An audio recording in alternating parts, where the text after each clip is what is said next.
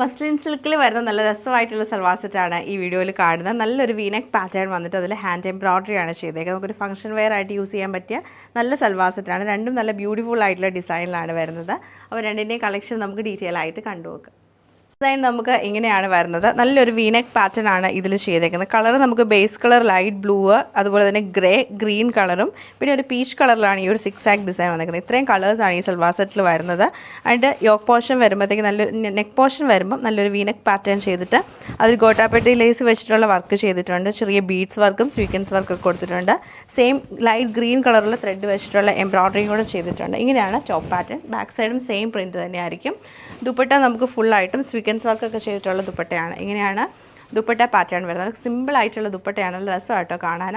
അതിൻ്റെ സൈഡിൽ ഇങ്ങനെ ബനാറസി ബോർഡറാണ് കൊടുത്തേക്കുന്നത്. ചെറിയൊരു ബോർഡറാണ് വന്നിരിക്കുന്നത്. 4 സൈഡിലും ആ ഒരു ബോർഡർ വരുന്നുണ്ട്. ബോട്ടം സാൻഡൂൺ സിൽക്കിൻ്റെ പ്ലെയിൻ കളറുള്ള ബോട്ടമാണ് പെയർ ചെയ്തേക്കുന്നത്. മസ്ലിൻ സിൽക്കിലാണ് വന്നേക്കുന്നത്. നെക്കിൻ്റെ പോർഷൻ വരുമ്പോൾ നല്ലൊരു സെപ്പറേറ്റ് ഓർഗൻസ ഫാബ്രിക് കൊടുത്തിട്ട് അതിലൊക്കെ ഹാൻഡ് വർക്ക് ചെയ്തേക്കുവാണ്.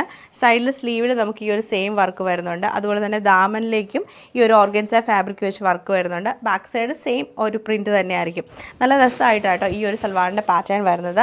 ദുപ്പട്ട സെയിം നമുക്ക് മസ്ലിൻ സിൽക്കിൽ തന്നെ ഓർഗൻസ ഫാബ്രിക്കിൽ എംബ്രോയ്ഡറി ചെയ്തിട്ടുള്ള ബോർഡർ കൊടുത്ത് ഹൈലൈറ്റ് ചെയ്തേക്കുവാണ്.